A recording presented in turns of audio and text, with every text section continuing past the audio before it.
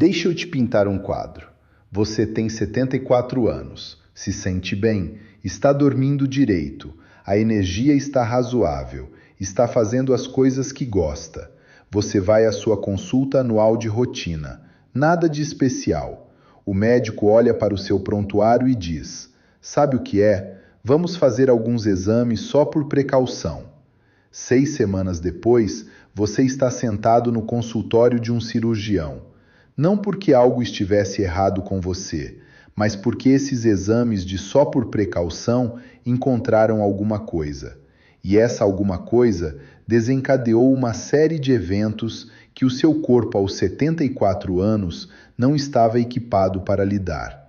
E agora, a vida que você estava tranquilamente aproveitando tem uma cara muito diferente. Essa história exata acontece com muito mais frequência do que o sistema médico gosta de admitir. E os dados por trás dela merecem uma conversa séria. Meu nome é Dr. Arthur Silva, sou médico clínico geral com 25 anos de experiência e este canal existe para uma coisa: ajudar adultos acima dos 60 anos a entender o que a pesquisa realmente diz sobre a sua saúde em linguagem direta. O que vou compartilhar hoje não vem de um único manual. Vem de anos estudando a literatura médica e prestando atenção ao que as evidências mostram quando o sistema funciona no piloto automático. Aqui está a verdade que a maioria dos médicos não diz em voz alta numa consulta de 15 minutos. Após os 70 anos, alguns dos exames médicos de rotina mais comuns podem causar mais dano do que benefício. Não porque a medicina esteja quebrada, mas porque a matemática de risco e benefício muda dramaticamente conforme envelhecemos. E ninguém está fazendo essa conta junto com você na sala. Hoje, vou te apresentar 5 exames de rotina que eu reconsideraria pessoalmente após os 70 anos. Vou te dizer por que a matemática muda. Vou compartilhar o que vi acontecer com pacientes reais.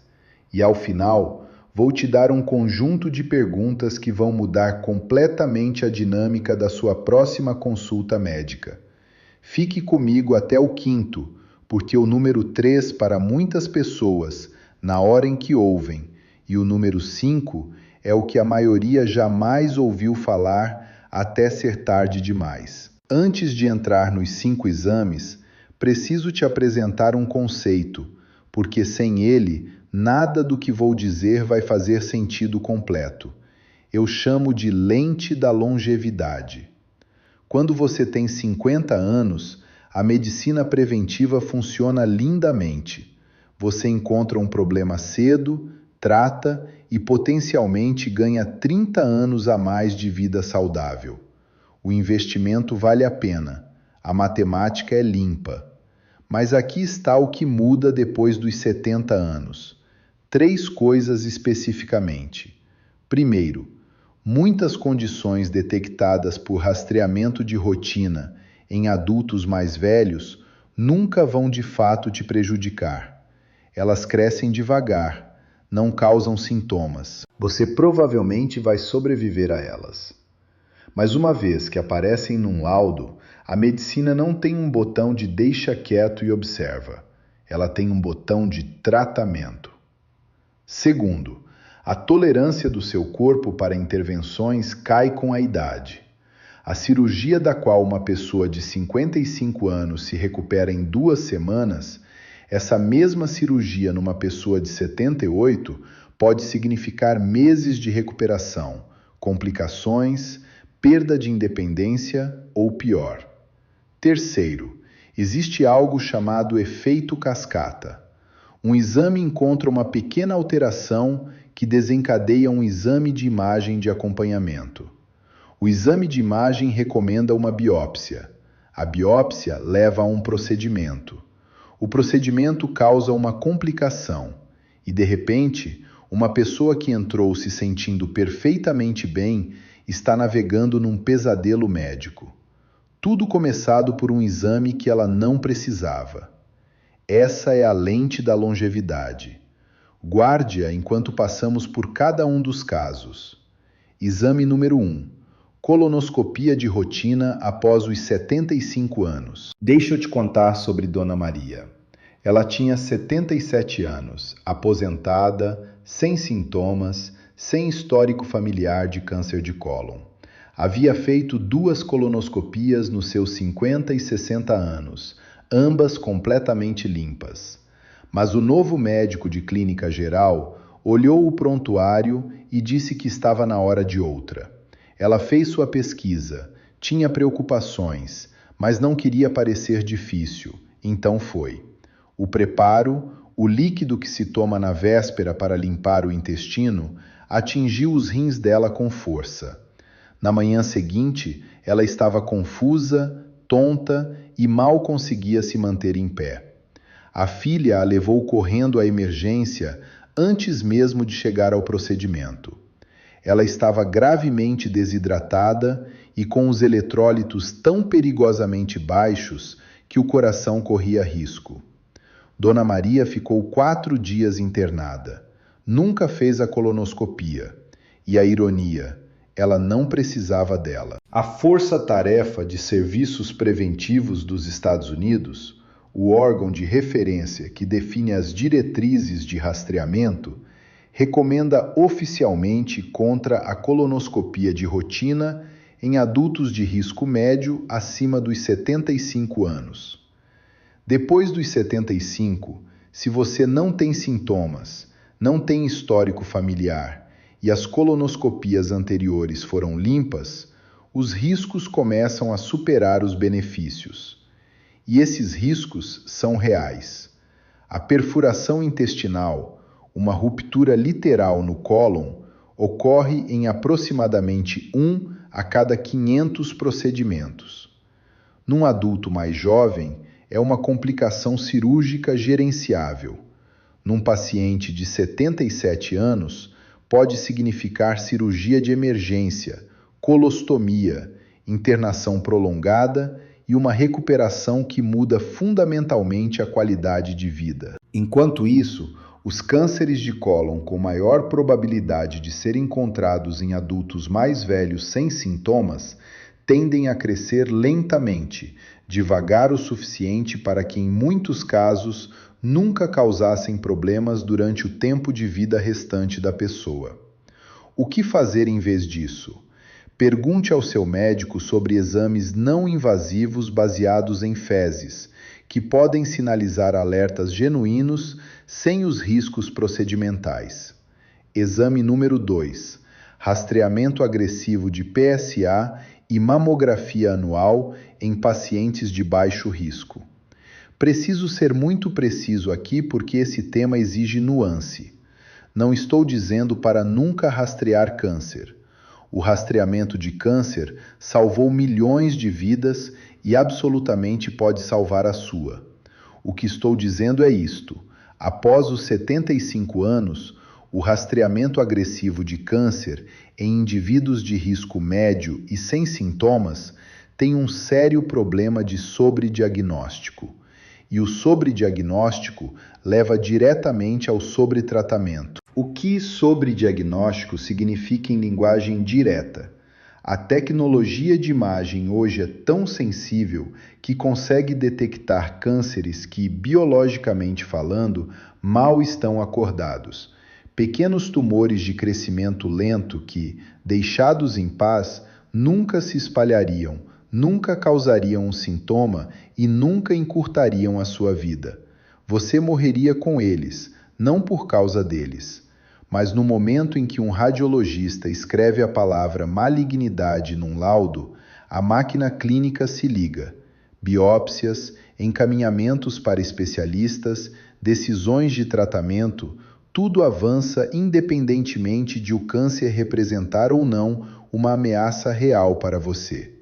Pense num caso como o do Sr. Roberto, um aposentado de 79 anos, ativo, ainda pescando nos fins de semana. O PSA de rotina voltou levemente elevado. A biópsia confirmou um câncer de próstata de baixo grau e crescimento lento. O urologista recomendou radioterapia. Roberto confiou na recomendação e fez o tratamento. Em menos de um ano, ele lidava com fadiga crônica, problemas urinários e uma qualidade de vida que havia despencado.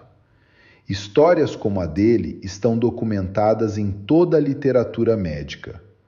Homens que, olhando para trás, desejaram ter entendido que o câncer deles era do tipo que um homem da sua idade quase certamente viveria ao lado. Não morreria por causa dele. Estudos publicados no New England Journal of Medicine encontraram que uma parte substancial dos cânceres detectados por mamografia em mulheres acima dos 70 eram clinicamente insignificantes, ou seja, o tratamento não oferecia benefício de sobrevida, apenas efeitos colaterais. O que fazer em vez disso? Tenha uma conversa honesta com o seu médico sobre o seu perfil de risco específico. Se tiver histórico familiar, marcadores genéticos ou sintomas, rastreie. Se for de risco médio sem sintomas, pergunte diretamente. Se encontrarmos algo, quais são as opções reais de tratamento para alguém da minha idade e o que provavelmente recomendaríamos? Essa pergunta sozinha muda a conversa. Exame número 3. Teste de esforço cardíaco de rotina sem sintomas. Esse surpreende as pessoas porque parece tão lógico. O médico diz: você tem 72 anos. Vamos só garantir que o coração está bem. Você sobe numa esteira ou recebe uma medicação que esteça o coração temporariamente enquanto monitoram a resposta. Parece inofensivo, parece responsável. Aqui está o problema. Testes de esforço cardíaco em pessoas sem sintomas têm taxas de falso positivo que podem chegar a 40% ou mais em certas populações. Isso significa que quase metade das vezes o exame sinaliza uma alteração quando o coração está perfeitamente bem. Mas a medicina não pode simplesmente encolher os ombros diante de um resultado anormal. Esse falso alarme te lança para a próxima etapa, um cateterismo cardíaco. O cateterismo significa passar um tubo fino pelos seus vasos sanguíneos, geralmente pelo pulso ou virilha, diretamente até o coração. É um procedimento sério.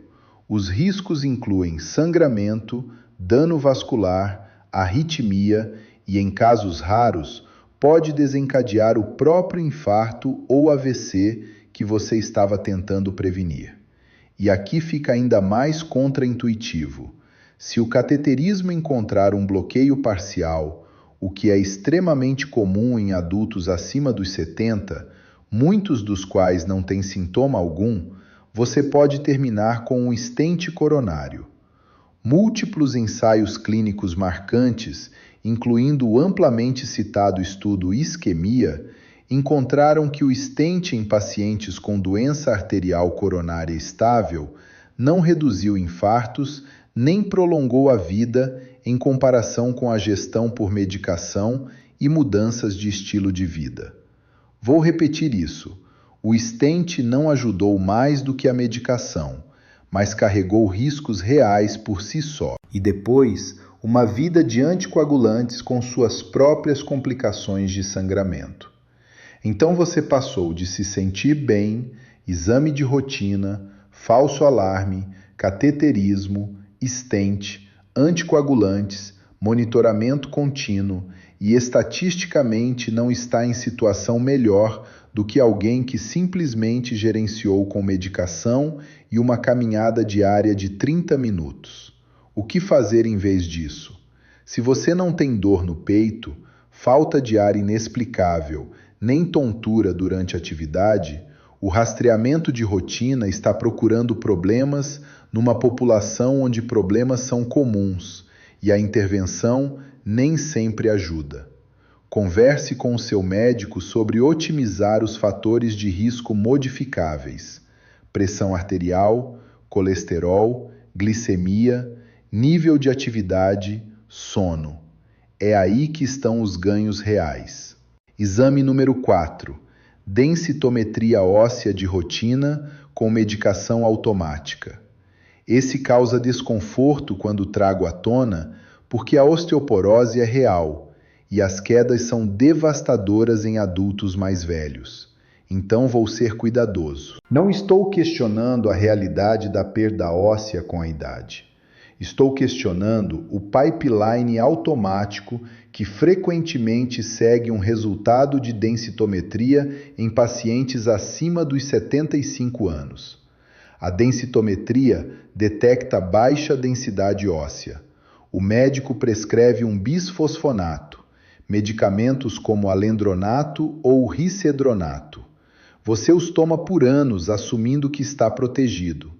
Mas aqui está o que frequentemente não é mencionado. O uso prolongado de bisfosfonatos foi associado a uma condição rara, mas séria, chamada fraturas femorais atípicas. Fraturas por estresse espontâneas no fêmur, exatamente o osso que você estava tentando proteger. Essas fraturas podem ser graves e exigir cirurgia. Além disso, esses medicamentos estão associados à osteonecrose da mandíbula, deterioração óssea na mandíbula que é dolorosa e muito difícil de tratar. Enquanto isso, a intervenção mais eficaz para prevenir fraturas em adultos mais velhos, sem comparação, não é um medicamento. É a prevenção de quedas. Estou falando de treinamento de equilíbrio. Estudos mostram que o Tai Chi, especificamente, reduz o risco de queda em quase 50%. Remover obstáculos em casa, instalar barras de apoio, verificar efeitos colaterais de medicamentos que causam tontura, cuidar da visão regularmente e garantir proteína e vitamina D adequados na dieta. Essas intervenções reduzem o risco de fratura de forma mais significativa do que qualquer medicamento, com zero efeitos colaterais. Não estou dizendo para nunca usar medicação para a saúde óssea. Existem absolutamente pacientes que precisam dela. Quem já teve fraturas, quem tem T-score muito baixo, quem tem fatores de risco específicos. Mas uma densitometria de rotina, levando a medicação de longo prazo automática para uma pessoa de 74 anos ativa, que nunca quebrou um osso, isso é uma conversa que vale a pena ter, não uma conclusão antecipada. O que perguntar ao médico antes de falar em medicação? Podemos revisar os meus fatores de risco para quedas e qual é a redução real de fratura dessa medicação comparada a um programa estruturado de prevenção de quedas? Exame número 5. Ultrassonografia de carótidas em pacientes sem sintomas. Esse é o que quase ninguém está discutindo e, com base no que a pesquisa mostra, é um dos mais silenciosamente consequentes. A ultrassonografia de carótidas verifica os grandes vasos sanguíneos no pescoço que levam sangue ao cérebro. A ideia é simples. Se encontrarmos um bloqueio significativo, podemos limpá-lo cirurgicamente e reduzir o risco de AVC. Lógico, certo? A realidade é muito mais complicada e, para pacientes sem sintomas, muito mais perigosa do que parece. Aqui está o fato essencial. O procedimento cirúrgico usado para tratar um bloqueio de carótida, chamado endarterectomia de carótida, carrega um risco de 2 a 3% de causar um AVC durante ou imediatamente após o procedimento. Em adultos mais velhos, especialmente aqueles com outras condições de saúde, esse risco é maior. A Força-Tarefa de Serviços Preventivos dos Estados Unidos recomenda explicitamente contra o rastreamento de rotina de artéria carótida em adultos sem sintomas, sem histórico de mini AVCs, sem episódios de perda de visão, sem sintomas neurológicos. A análise deles constatou que em pessoas sem sintomas, o risco do dano cirúrgico supera o benefício. Aqui está o porquê. Muitas pessoas acima dos 70 têm algum grau de estreitamento nas artérias carótidas. Esse estreitamento muitas vezes está presente há anos, estável, silencioso, sem causar nenhum problema.